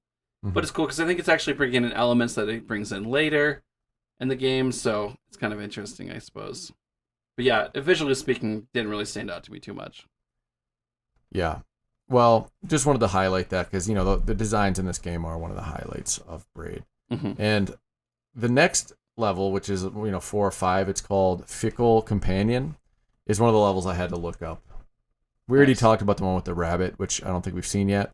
But this level, Fickle Companion, for whatever reason, I couldn't figure out oh no, that's not one. It's the next level, which I think is the last level in the stage. It is Fickle Companion, where you have a key that kind of moves on its own terms. It goes up and down. I just, for whatever reason, could not figure out what the hell was going on with that key. Yeah. And it was driving me insane. I honestly could not understand how I was supposed to properly do it. I just lucked into the solution pretty quick with that one. But yeah, I think it just sort of rewound a little bit with time, but not really. I was very confused about it. It was a very fickle companion. It indeed was a fickle companion. I eventually beat it, and I'm still not... It's one of those levels I'm still not 100% sure how or why. Same. But that is the last level in this world 4. We see the dinosaur once again, says, I'm sorry, but the prince says, hey, where are you going? And you just run away from him. Yeah, you just keep going to the right past the dinosaur, and he gets a little bit offended that you're ignoring him. But you've got bigger things, bigger fish to fry. You don't need someone to tell you that she's not there, because you already know the moment he walks out what he's going to say. He's just a clueless bumpkin of a dinosaur. Yeah, he's lovable, though. He looks kind of lovable. I mean, he'd probably sing you a song about some educational thing, It just seems very Barney-like to me. I could see that. Okay, so World 5, Time and Decision, I believe. Yes, Time and Decision. This is the shadow. And this may simultaneously be my favorite and least favorite world. Yeah. This one hurt. This one hurt a lot. There's a lot of stuff. Bender. There's a lot of stuff that took me quite a long time with this world. But that being said, did you ever feel better than when you actually completed a World 5 stage? You would feel very accomplished. Very, very accomplished. And there's two elements that are introduced, right? The second world in this one is actually the level with that frickin' rabbit.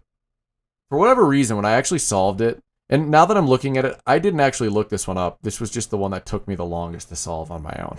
And it wasn't even that hard. And when I eventually figured it out, I felt like an idiot. But this world, Time and Decision, World 5, we already mentioned that there's Shadow Tim, but there's also objects and enemies and things in the world that are outlined in purple. Yeah. Like a pinkish purple. And those things can be affected by Shadow Tim. So he can actually interact with things that are outlined in this purple-pink color. Which is interesting for sure. But yeah, the Shadow Switch... Actually, Shadow Switch I think is 2, and 3 is the one that we're talking about, the rabbit one. Which the Shadow Switch one actually took me a hot minute, because you have to figure out how to get Tim's shadow timed with, Long story short, there's a section at the very end where there's one platform with a Monstar, and you have to use him to bounce up on the other platform to get up there and switch it, right? But then you have to rewind time to be able to get regular Tim to jump on its head on a different area to be able to get up to where the stone slab is closing it off. It's just a really complicated thing because it takes a lot of timing, precise movements, and just a lot of foresight and planning. There's just a lot of timing, and there's just a lot of thinking. You have to stop in these levels and evaluate the screen and think, how could this physically be possible? How can you do this? Usually I think it's interesting because you usually find two solutions to the puzzle, at least in this world, and then that's when you realize, two halves have to meet, and that's when you realize you have to rewind and stuff. But yeah, 3 was the one that you said you got stuck on. It's also the one I got stuck on for quite some time. Let's talk about that one. That's the one where your shadow has to jump halfway over the pit, right? And then you have to jump and meet your shadow. It's crazy because this mechanic is you playing with yourself. Yeah. It's wild. But yeah. But seriously, though, it is wild. And it takes a lot of time to think about how to solve this puzzle. You realize I have to meet myself in the middle. And that's the weird thing, You have to die and then rewind. And then you have to sit on the other side. What I did was I literally got enough momentum that I jumped over the pit just barely to the edge, but didn't make it all the way. But I rewound and went on to the other side. And as I was jumping and died, I was able to pick up the key without having to move. That's what I did. I was standing right on the edge, and my shadow guy jumped almost all the way, and he kind of handed it to me before his unsightly demise. But to get the key took a minute to figure out, too, because once you jump down into that area with the rabbit, you can't actually get back up unless you rewind. So what I figured out was that as the shadow, I have to jump off the front and get the rabbit to the front, and then I rewound and let my shadow do that again, went over to the back, got the key. Then you can actually kill the rabbit by climbing down the ladder on top of his head. Mm-hmm. I didn't actually realize I could do this. I never killed a rabbit. Yeah. That would have been very satisfying. Yeah. But it's funny because I actually solved that part pretty quick. But it was getting over the pit. I had no clue what the fuck I was supposed to do for forever. Yeah, the pit really threw me off. But we'll forever call that level #, playing with yourself. Yeah, totally. This is a wholesome show, Micah. We got family listeners. So yeah. That one, I think it sounds like it got us both. But that's just all of World 5. Yeah. You have to stop and think. You can't just bruiser your way through it. You know what I mean? No, there's no forcing your way through. You have to really think and kind of plan things out. Mm-hmm. One of the last levels, there's a area where you basically just have to stand in an area and time it out where you're standing and then run back, hit a switch, do the rewind so Shadow Guy can then hit a switch in shadow form to then raise another platform that you're on. It's very complicated. That took me a hot minute to figure out. But there's also that level 2 in this one where you have that false shadow platform you have to make go forward so you can get an enemy to walk across. Mm-hmm. He goes out into this little pity area, but you have to time it just right to where you jump on his head and get across. I couldn't figure it out, but what actually you have to do is you have to sit under him, let him hit your shadow. He bounces, then you bounce off his head and get the piece. Yeah, that one took me a while too. And the thing was, like, even once I figured out what to do, it took me a long time to be able to execute it properly to be able to get that puzzle piece. Yeah, well, same with the ending of this level with the 2 switches. It took me a while too because I kept like messing up the standing time and the rewind time, or I wouldn't hit the switch in the right time, or I'd hit the switch too many times and it would go up and then down and I wouldn't be able to jump. Yeah, you really have to think these ones through, but you also have to execute them. So it's like doubly challenging. Yeah. Now with the switch one, did you actually... So I know a lot of people, when they saw this one, I watched a lot of playthroughs of this level specifically after the fact. A lot of people, what they do is they go down to the bottom and they don't even do anything but just sit there and then press A within a timed amount of, a certain amount of time. Yeah, that's what I did. What I did was I literally solved it with the Shadow Me pulling the trigger, and then I ran down there, waited for it to raise me up, switched it. Then I had to let Shadow Me do that while I went back and switched the switch again, then jumped on the other platform. I probably made it too confusing for myself, but that's the thing, though. These mechanics, there's ways you can solve puzzles in several different ways. Yeah, totally. Because I just did the one where I stood down there and then rewound, and then let my shadow hit A because I was tapping A. Which, when I figured it out, being an idiot, I was tapping A a whole bunch of times, thinking, oh, it's just gonna switch it one time. But then it kept going up, down, up, down, up, down, up, down. I was like, oh shit! I hope the last one's the one that goes up. And luckily it was. It just got lucky. But yeah. Dude, the boss though, the lair in this one was actually a little bit more tricky because this one you actually have to essentially, he has 5 hits. You have to use the after image, the shadow of the chandeliers falling to hit him. Mm-hmm. If you waste a chandelier, you're fucked and you have to rewind all the way back. So yeah, this one was difficult because it took me a hot minute to figure it out. Yeah, me too. Every stage in World 5 took me a hot minute to figure it out. I think this really was the most challenging of the stages. I don't know. I would say some of the most satisfying puzzles, though, to solve. Yeah, definitely. Because when you actually figure it out, you feel like $1,000,001 every single time. That extra dollar really adds a lot. Yeah, dude. It just adds to the value. I think after that... I think after the boss, there's only maybe 1 or 2 levels, right? Oh, it's actually just 1. It's just it's a really simple puzzle. You get the final piece, and then you walk over to what looks like a destroyed castle. A dinosaur comes back out again. This time he says, "Hi, I'm lost. How are you?" Yeah, that's it. That's all he says. Which, when we talk about our interpretations of the game, I kind of think the dinosaurs' reactions are supposed to be part of the total, like, abstract story that's being told also, which we'll talk about. I can see that for sure. Cool. So I think we're in the last world in the main rooms of the house. World level 6. World 6. Hesitance. I just call it world, but it might be level. No, it's world. They say world on the map, so it's definitely world. So the dialogue starts off before the level about how a ring is supposed to be a symbol of happiness, about how it should like symbolize 2 people and their trust and their mutual build, but then for whatever reason how it brings hesitance in people. I don't know, I'll get into my interpretation of what all this stuff means at the end.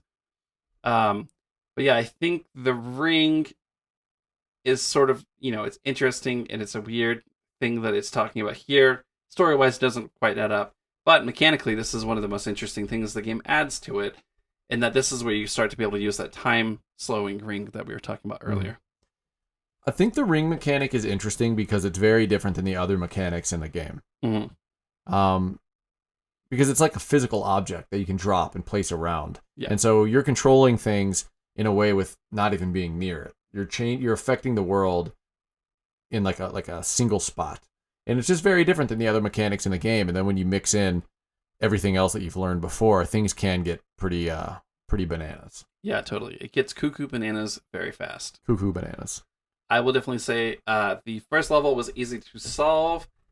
The first level after the quote-unquote pit, which is literally just jumping over the pit. There's not even a puzzle involved in that level. But it quickly gets a lot more difficult. You're having to use the ring to slow down cannons that are shooting clouds so that you can time your jumps. Mm-hmm. Pretty quickly, you're also... And I think it's maybe 6.4.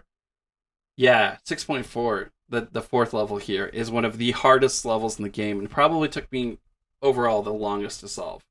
Is this the one with the ladders falling that we talked about? No, that one took me a hot minute, but I think overall I spent more time on this one.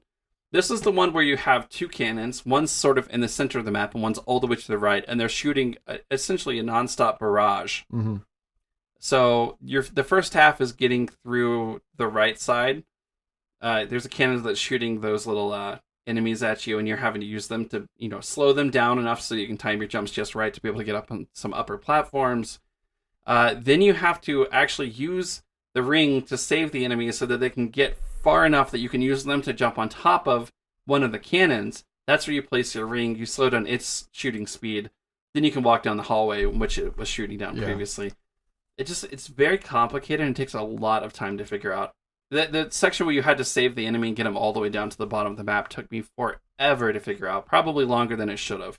Yeah. Let's be real. It was very challenging. Yeah. For sure. For me, that level with the ladders, which we'll talk to, that took me the longest. Yeah. But these are all very hard. Yeah, I'd actually forgotten about this one. I think originally it said the ladder one took me the longest. I think this one overall took me a little bit longer because I probably played this level for a good 30 minutes. I mean, I stared at this so long.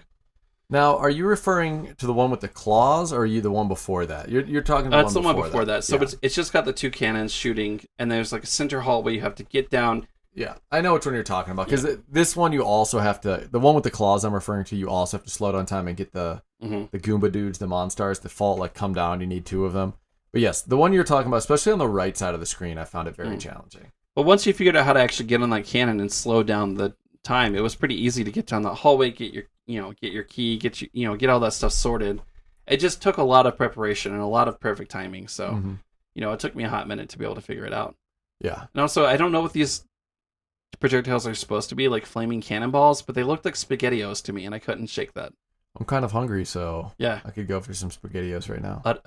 SpaghettiOs. We're talking SpaghettiOs with meatballs here. Yeah, of course. Obviously. Yeah. That's a dumb question. I'm sorry. Are you a dummy, Jono? Of course, that's what if I've proven anything on this show, Mike, yes, I am. I've proven my inability to properly remember the name of anything on the show. I think that's one of my greatest successes that we've experienced here. Never remember the actual proper name for anything. That's okay. But yeah, dude, being able to jump, timing your jumps just right on the last part to be able to get the puzzle piece all the way to the left, top left of that one level I was talking about, was difficult. That took me probably the longest, but it was fun. Also, I want to point out too that there's a cannon in this that is shooting enemies directly into a spike-filled pit. This kind of begins to feel like maybe you're in hell. You're just watching the sufferings of everybody and everything. Yeah. How do you feel about the design of this world? It has a sort of weird, I would say, Scuzzy City, 1800 Scuzzy City look. I think that's cool, but it's also kind of oppressive. There's a lot of fire, a lot of spikes, a lot of, a lot of the platforms and stuff have this weird, intricate design on the outside, which makes it look pretty, but it's also very dark at the same time. Yeah. It's oppressive. It is, but at the same time, it does have a bit of opulence about it, because if you look at the bottom and the ladders and all the platforms, they seem a lot more, what's the word? A little bit bougier, I guess, than all the platforms and the ground and everything. They look a little bit more royal or kingly. Bougie is the right word here. Bougie. It's a good word in 2020. Is that when the word became popular, bougie? I don't know. When did Bad and Bougie come out? I don't know. That's probably when it hit its peak popularity. You can't ask me these things. I'm watching a playthrough, a speedrun right now. Man, they are playing this game in ways totally different than how I played it. This is insane. One thing I've noticed about the speedrunners is they're able to jump past pits that I would never be able to get across in one go. And they somehow are doing this thing where they're moving backwards and they're jumping and then switching their position so that they are actually facing a different way when they land, which apparently gives them a larger hitbox, for lack of a better word, so that they can actually land on a platform they're not fully on, or they wouldn't be fully on if they were facing forward. Mm-hmm. It's weird. I don't know how they do it, but they do it. I mean, there is a lot of things they're doing that I didn't know were possible in this game. The mechanics are just insane. Yeah, totally. It kind of shows the brilliance of the game design that he built these time mechanics out so well that you can solve these puzzles in like 1,000 different ways. Yeah. Totes. But Bananas. yeah, that ladder level. Did we talk about that one enough already, or do you want to go? We've talked about it a lot. Yeah, we could probably. Basically, there's ladders dropping from the ceiling, and you have to time everything. Like everything in this game, you have to time it right. You have to slow down the ladders enough so that you can actually climb them while they're dropping to be able to get up to the area you need to be at, which is crazy. Yeah.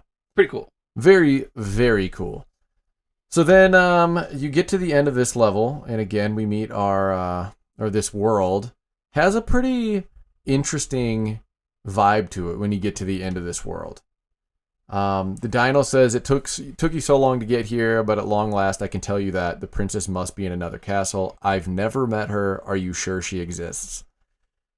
So I don't know. It kind of that changes the narrative up a little bit as well. Yeah, it does. And the last castle area where the dinosaur's at is like a very epic, crazy, massive looking castle with a bunch of statues of like a boy and some other people too. It's all highlighted kind of in a green glow as well. So I don't know. I gotta say, the first couple worlds are still my favorite world designs. They make me feel the best. Yeah. This doesn't make you feel good. I think the game gets darker in tone and in for style. Sure. So that's it, man. For the main puzzle areas and the main worlds, and now we're gonna go to World 1. Yes. So just like the game fucks with you as far as being able to rewind and manipulate time, it is essentially stated that you've been doing this all ass backwards, and now you're going to go back to the very beginning and actually solve the first world, which I actually really like, because the first world, the first couple of levels in it are just repeating. It's the same thing slightly differently over and over and over again, which I think is pretty cool, pretty brilliant. Yeah, completely agree. And if we're talking about the worlds getting darker and darker too, this obviously is the darkest. I mean, there's literally just like tornadoes and storms, and everything looks very violent in the background, like a violent world that you're in with all this smoke and clouds and storms and stuff. Yeah, totally. Very cool though, and these levels are very short and they were pretty easy to solve. At least the initial ones were, but it is still a very cool time mechanic, like you said. Yeah. The initial ones didn't take that much. It just sort of like, it was a little bit interesting because it's the same level over and over and over again, but you're having to solve it differently every single time. But it doesn't take that long to get through. In all honesty, I probably wrapped up all of the initial intro levels within a couple of 5-10 minutes probably. Yeah, and then we have the I guess you'd say it's the finale, and then the things that follow this would be the epilogue. So tell us about this finale stage. So the final stage, you drop into it and you climb down a couple of ladders, and then you see what looks like, I don't know, like a Monstar prince. And he has the princess in his arms. And he's like, I've got you. And then she breaks away. She jumps up on this platform. She screams, help. And then he's jumping up and down. And he says, come down here. And then she takes off running. And so then you're following her. She's on top. She's like on top of this little area. You're underground and she's above you. And as she's moving forward, she's switching switches, which are allowing you to progress. So a lot of times, a lot of the switches she's switching are just in time for you to be able to get away from this giant wall of fire that's moving at you this whole time too. Yeah, the fire's on the left side. And you're right. At times you think, well, I'm going to die, but it's like designed just to let you survive. Yeah. The very last second. Totally. And sometimes you're actually having to wait, and then at the last second jump into what looks like your doom, and then a platform will race up that she... from a switch, she switches. Yeah, and you're hitting switches below that are helping her as well. So you're both kind of helping each other in sync. But yeah, so you're continuing on. You're doing some different climbing puzzles, avoiding enemies. A lot of it's like perfectly timed jumps in between two enemies so that you can actually move forward. It's reintroducing that sort of like backwards time movement. as you progress. There's actually this one scene where you have to perfectly jump in between two enemies, which I always ended up bouncing on top of his head and getting stuck. It was difficult, but once you sort of got your timing right, she continues to let platforms up. And as you get towards the end of the level, she begins to climb a staircase, and you're underneath, and it looks like she's in a house, maybe a little cottage or something. And, she's climbing through, and all this stuff starts to really actually go backwards. There's a chandelier as she's climbing through that actually goes up to her. So I actually just had my mind blown. I'm watching a speed run right now, kind of watching along as you're describing exactly what I'm seeing on the screen. And that chandelier that you just mentioned, you can jump on top of it. You can actually only do that if you get all the stars. Oh. This guy didn't get all the stars. Maybe he did. There's he probably no way. got it before he started the speedrun, because the speedrun is actually a separate thing. Yeah, I was going to say, because the one star takes 2 hours. Okay, so if you get the 8 stars, this is what it'll lead you to? I believe so. That's what I read. I'm pretty sure that's actually correct. Because what happened, and this is not what I saw, this is not my playthrough. When that chandelier raises, there's 2 ladders above and like an area you can climb. You can jump on the chandelier, go up there, and then climb one of the ladders, and like the screen flashes, and then you're up top. Yeah, well, what happens is you actually touch the princess. And if you touch the princess, she actually explodes. Yeah. Which actually, I'm going to tell you an interpretation a lot of people have for this storyline, and this actually it feeds into that a little bit too. Okay. But we'll get to that at the end for sure. All right. But yeah, the regular playthrough, what happens is if you don't climb the chandelier and go up there and touch the princess and she blows up, you get up to the very top, and then you get on this platform, and the princess is asleep in bed. But then once you actually start to rewind time through your playthrough, it actually is showing what actually happened in real time. I would think was the story. I feel like at this point is saying that what you just experienced was actually time going backwards, and you're actually experiencing the real what actually happened, which is she's running through the top, you're running through the bottom. And whereas it appeared before that she was actually switching switches to help you, now it appears that she's trying to throw things in your way as she's running from you. Yeah. So, there's a ladder that leads up to what could be her, but she switches the switch so that it falls so that you can't get up to her. She's switching things that are making you have to sort of like do things backwards. Once again, you're rewinding this whole time, so you're not actually playing through it, but this is what it appears to be. Yeah, it just changes the whole perspective of what just happened, which is just, again, Jonathan Blow is so good at design. Like, it really is just astounding. Yeah. And you're switching things that cause her to be unable to go backwards now, and she's trying to push up against them, and she's not able to, and so then she keeps running. It almost seems like, whereas you felt like she was actually helping you previously, it really does seem like now she's running from you. She's trying to keep you from getting to her. And then we come to the very end where you go back to the beginning where, she was standing up on that thing and she's saying help. And then slowly this knight drops down and he says, "Come with me." And she goes with him. And then you're left alone. Yeah. And then this is pretty much like the epilogue of the game at this point. So there's the epilogue's kind of strange because it's, I don't know, it has some different things in it than the rest of it. There's not like puzzle pieces to collect. There's not, I don't even know how to really describe it. Jonathan Blow talks about how there's many puzzles in here that don't have a reward. Yeah. And there's some books in there that are red, and the green ones you're not reading. You're reading the red ones. So things are shifted a little bit. I don't know. How do you feel about this ending, and how do you interpret the last epilogue ending of this game? Well, the last epilogue says several things. It talks more about searching for the princess again, but also it says the boy and the girl, which I think is not a reference to Tim, but is a reference to this prince that took the princess away. I interpret the epilogue as being that, this person he was chasing after as the princess isn't his princess, and he realizes that and he continues on. Some of the references, some of the quotes are actually from people who worked on the atomic bomb. Yeah, and that's specifically what I am curious to understand your interpretation. It also mentions that he's hiding in the sand behind a bunker wearing like protective goggles, which would say essentially that he is testing a nuclear bomb. I read a lot of theories on the end. I have my own perspective, but I do think that it is sort of referencing the atomic bomb and the creation of the atomic bomb as part of the story. But I don't think that is the central theme of the story. I think, I don't know. I have a lot of opinions about what I think that it actually means. Well, why don't we just each say like our interpretations of the whole story, I guess, and Cool. I'll include my, because the atomic bomb thing, I think it feels a little random, and I don't think it's supposed to be. Excuse me, I don't think it's supposed to be one of the main themes of the game either. Yeah. It just seems strange. It does seem a little bit oddly placed. Yeah. Being at the end of the game, because it's one of the last things that's on your mind when you finish this game, and I don't think it's supposed to be one of the main things you think about with the game. Yeah. Does that make sense? No, totally. I think a lot of people read too much into the very end and assume the whole entire story's been about something at the very end. Yeah. So, would you like to say your idea first or second? I'll say mine second, because Okay. mine's kind of detailed. All right. So, and it's not like I have some crazy.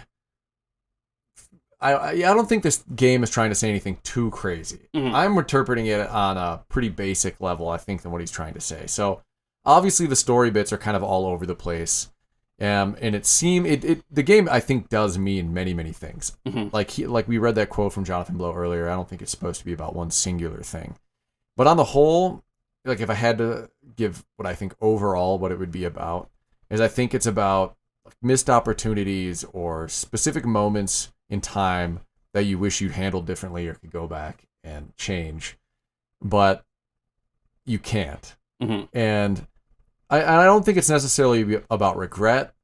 It's kind of seems like it's about accepting that time ultimately will only move forward, and that he's going through all these different levels, all these different ways to affect time, but nothing will really be affected in the present. Yeah.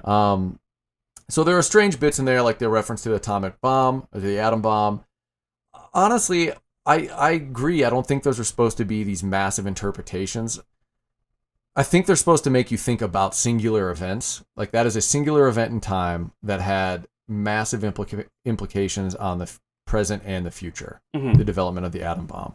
And I think it was supposed to be an example of how you can apply singular events to your own life. Yeah. You know what I mean? And so the very first world, he's talking about how he wants to meet this princess and that he did something bad and that he regrets it.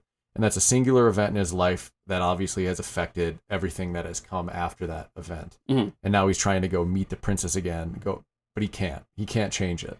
And you know, I think with the dinosaur saying at the beginning, I don't know, the princess is not at this castle, and then he eventually says, I'm lost.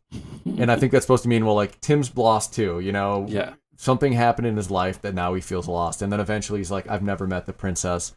Or maybe that again means like there's so many different events affecting everybody, and this dinosaur hasn't met the princess. It's not his own life that he's worrying about. Yeah. So yeah, the past is the past. You can relive moments in your mind. You can try and see what different choices would lead to and the different outcomes that would come about, but ultimately nothing will change. And that I kind of think of that with the dinosaur too as one of those small pieces, but I don't think he's a major part of the game either. But that's ultimately what I interpret it as. I think a lot of what your interpretation definitely bleeds into mine. What you believe is the interpretation bleeds into what I believe is the interpretation. I definitely think that there is an aspect, personally, of the whole entire idea of the idea that you cannot rewind, you cannot fix, you can't, once something has been done, you can't make it right. I think that's a very almost clearly stated in the beginning too. Yeah. So, but ultimately, I think this game, the storyline for me, what I read it about, was about obsession, was about obsessively chasing a perfect ideal or idea that you have in your head. I think the princess, actually, I think the idea of the princess later on in the game is served as chasing perfection, chasing a perfect ideal, chasing the perfect life. I think early on in the game, it's supposed to sort of give you an idea that was his relationship with somebody where he had put them on such a pedestal, And it actually makes mention early in the game about how, like, when you're trying to be perfect with somebody else, that requires you to understand everything about them and, like, sort of like put yourself down a little bit to be able to be what they want, what they need. And I think ultimately, the start of the game is about his relationship with somebody where he was trying so hard to desperately chase the perfect version of it that he was hiding himself and trying to hide his mistakes, trying to make them not affect her.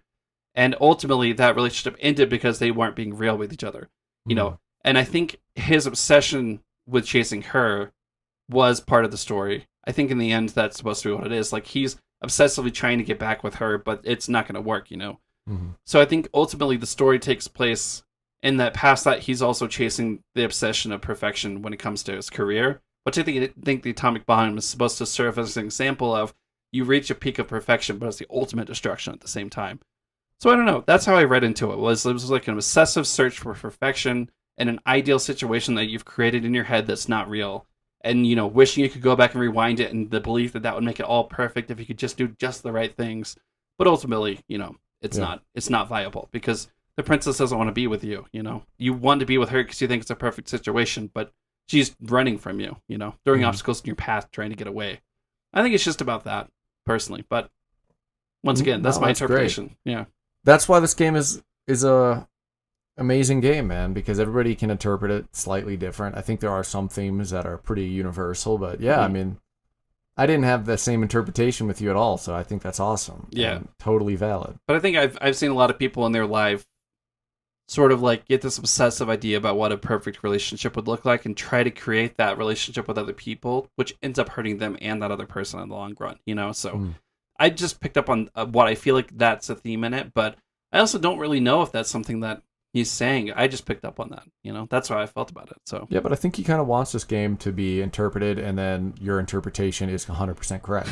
Yeah. You know what I mean? Because I think he's left it up to interpretation so that there is no right answer. yeah, and he's left it open-ended enough that there are so many interpretations that you can have. Anyway, Braid is an amazing game, and I'm super happy we talked about it. If you haven't played it, first time you play it, it's probably going to be like 6 hours if you've never played it at all. And you're when you said 4 hours earlier, that's probably about what it took me to play if I really think about it. It was definitely shorter than the first time I played the game. Yeah. It took me about 5.5 this time round, But I got stuck a lot. I could look up my time on Steam, I guess. I can't because it has both. It's going to say like 12 hours. I'd be like, ooh, I'm not good at it. But yeah, man. So Braid, I'm happy we did that. It's a modern classic, a modern masterpiece. Hell yeah.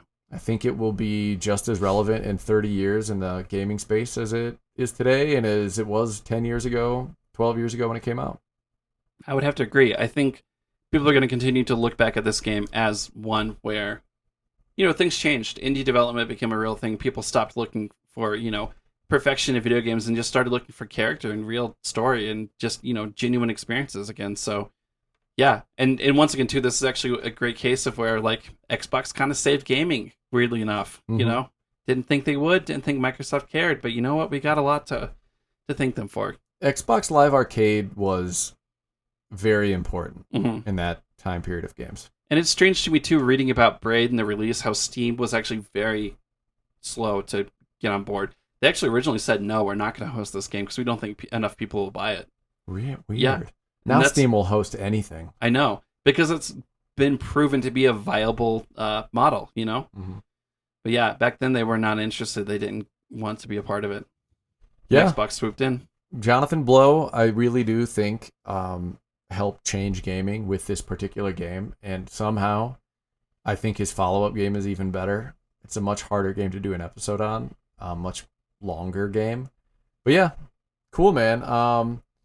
Well, you better put on your ass hat because it's time for Prepare Your Anus. It's quite on. Okay, man. Would you like to go first or second? I'll let you go first here. Number 1, which time mechanic in the game would you choose if you had to, and you can only choose one? I would probably choose the ability to rewind time.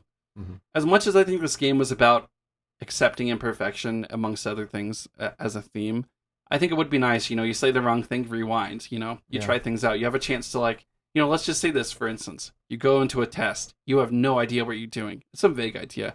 You write a bunch of shit out. Your teacher gives you all the answers. You rewind, you do it all perfectly. You're always a student, You always know exactly what to say to make someone feel good. You know exactly what to do to change the world. Rewind would be the ultimate ability, if you ask me. Yes. I mean, I think that was a pretty obvious question, too, because the other mechanics would not nearly be as cool to have in real life.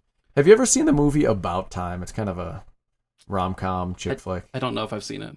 Well, he can go back into time, and when he meets this girl that he eventually gets married to and everything, he basically on their first date goes back in time over and over because she doesn't like the first time they have sex, and he like keeps going back and forth or back in time until he like hits all her buttons. It's pretty funny. It's a pretty funny scene. That's pretty funny. It's not like a great movie, but I enjoyed it. If Yeah. you're feeling sappy, you know. Hell yeah, I'd like a good rom-com on Me too. occasion. Well, sweet. My question actually is a perfect follow-up to that one. What are some of the pros and cons of being able to rewind your life? Man, I honestly would not want the ability to rewind time. Yeah. Because I think it would be endless and your life would turn into like perfectionism hell. It would turn into not being real in any capacity, because if something goes wrong, you could just keep going back and back and back and back until it's perfect. And I just feel like you would have everything you ever wanted if you could reverse time. Your life would be perfect in that way. You could make all the money. You could find out the Powerball numbers. You could say the right things to all the ladies or men or however way you swing. You know, you could have the time of your life with romance and all that stuff. But wouldn't it just seem like a little bit too much? It wouldn't seem real. Yeah, I feel like that. Do you have any... Your expression, you're like, nah, I want that. No. I actually agree with that. But I'm curious to see, do you have any pros other than just the obvious? Well, I mean, you mean the obvious being... Rewind, fix money, everything, yeah. I mean, there's tons of pros, right? There's like an infinite amount of pros too. Like if you said something that just hurt somebody's feeling, you could immediately rewind and take that back. You know what I mean? Small things like that would be important. If you just dropped a glass and it shattered everywhere, rewind and you don't drop that glass. Yeah. But you're kind of changing what reality is, man. You'll never know what would have happened, you know? That's true. So my pros here, I like I said, always get it right. You always have a chance to say exactly the right thing. You never look like a fool. But also you'd never get injured, you know? You fall and break your arm, you rewind just enough to where you fall a different way. Or, you know, you rewind enough to where you don't do whatever it was that you felt because you did. Also, you know, perfect work performance, you know, winning the lottery, all that kind of stuff is definitely the pros. The cons would be just the exhaustive, like, always the need to always get it right. The lack of, like, genuine, like, actual growth you would get from that. Yeah, and then also the butterfly effect, you know? The small things that you change, you wouldn't know how much they would change other things, you know? You could rewind all the way back to your childhood and start World War III by accident, you know? Stuff like that could happen. It's just crazy to think about. I don't know. Yeah. That's a good question, though. We could talk about that for hours. My second question, between the 3 games, an indie game, the movie, and then adding Limbo as well, because I really think that falls right in those in those 3 games around the same time period. Indie game, hugely successful. Just rate them from 4 to 1. So wait, which ones exactly? The games are Braid, obviously, Super Meat Boy, Limbo, and Fez. I gotta say, I think it's probably Limbo. I don't know though. Limbo, Braid, and Super Meat Boy are really hard to put in position. You know, I think Fez is at number 4. Yeah. Fez is cool. It did a lot of cool things, but I'd never beat Fez. I got really bored of Fez really fast. I think Super Meat Boy might be number 1 because I really like how quickly it respawns you. I really love being able to see all of my playthroughs at the end when I finally do complete it. But then Braid and Inside are both so good. I think it would probably be Braid, number 2. Then that'll be number 3, and then Fez at number 4. Okay. Very, very similar. So I went Fez 4, Limbo 3, Super Meat Boy 2, and Braid 1. Super Meat Boy and Braid were the 2 hardest to figure out. Yeah. Because I love Super Meat Boy. I think Braid's just in terms of what he was able to create, it's just a little bit more impressive to me in terms of the mechanics and the wild thought process that had to have taken place to make that game. Totally. And I think overall it is probably a more impressive game. I just think I like the way that Super Meat Boy plays. I think they really perfected the gameplay mechanics, you know. They did. It's the perfect gameplay. Yeah. Well, sweet. I was going to ask you, we kind of already answered this, but what puzzle broke your brain in this game more than any other one? I mean, I'm going to give it to the latter one at the end with the power ring. Yeah. Now, I didn't look anything up for that one. There was 1 or 2 other ones that I did look up, but because I was just ready to beat the game and I couldn't figure them out. But that one broke my brain the most. I spent a lot of time trying to figure that one out. Yeah.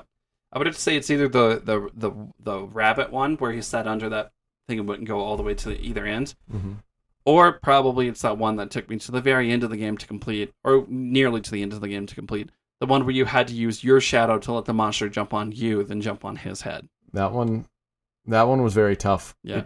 For whatever reason, it came to me quicker. Maybe I had a flashback to 2010. It actually came to me by mistake because I accidentally let him jump on me and realized he bounced, and then I solved it. Oh, yeah. Cool. Can you think of a puzzle game that hurt your brain more than Braid? I think Portal 2 has some aspects in the game that really fuck with you hardcore. Me and my sister recently were playing, and I got really stuck at one point. I think Portal, because of the way that it fucks with your perception of space, it really messes with you in the same way that Braid messes with your perception of time. Mm-hmm. So I think Portal probably breaks my brain more often, but I think both games break it in similar ways. Yeah. Portal's a great answer. I think Limbo's actually a pretty good answer. There's some pretty wild puzzles in there, but I think Braid still takes the cake for those. The only one that I really think is The Witness. Yeah. The Witness, man, there are some crazy fucking puzzles in that game. I'm actually stoked to play it. It's like a 40-hour long game, and the entire game is based off of a grid. That's what's crazy. And they get so complex. The world puzzles are complex too. It's just insane. Hell yeah. Well, my next question was going to be, did you think it was actually about the atomic bomb? But we already answered that. Yeah. We already answered that, so I'm going to move on. Did you find the ending satisfying? Yeah. I will say I did find the ending satisfying because I consider the ending to be the scene with the princess up top. Yeah. And I think that is immensely satisfying. It's just very, very cool how it kind of changes. You know, it's the same sequence in reverse, and it totally changes your perception of everything. The epilogue, I think, is a little underwhelming personally, but that's not the ending of the game. That's the epilogue, right? Yeah. So, yes, immensely satisfying, I would say.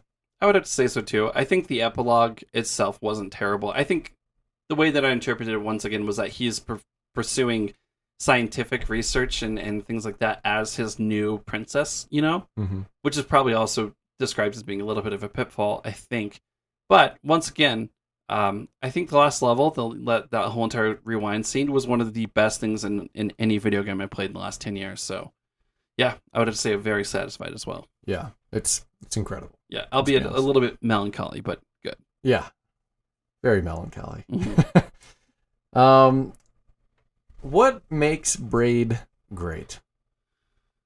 I think its unique use of time, and then breaking its own rules with, characters that exist outside of time, outside of your ability to rewind. I think that the thing that makes it greater than any other thing is the amount of care and detail that went into each puzzle. So, it's obviously he spent a lot of time perfecting all the small details. So, yeah, I think probably it's attention to detail, but also just the unique and interesting way you have to solve this game. Solve the puzzles in this game. So, any great work has many elements to it that make it great. And Braid, great art, great puzzle design, great interpretations you can pull from the bits and pieces of story spread throughout. Mm-hmm. And I think that's why it's great, is because it's a total package. But the ultimate thing that makes it great, I really think, is just how insane the mechanics and the puzzles are. Yeah. I mean, just watching that playthrough while we were doing this episode, seeing how many different ways there are all to solve the puzzle is a testament to how well he designed the game. He designed the actual mechanics that you can manipulate them in ways to solve the puzzles. So, yeah. Yeah, gotta agree there.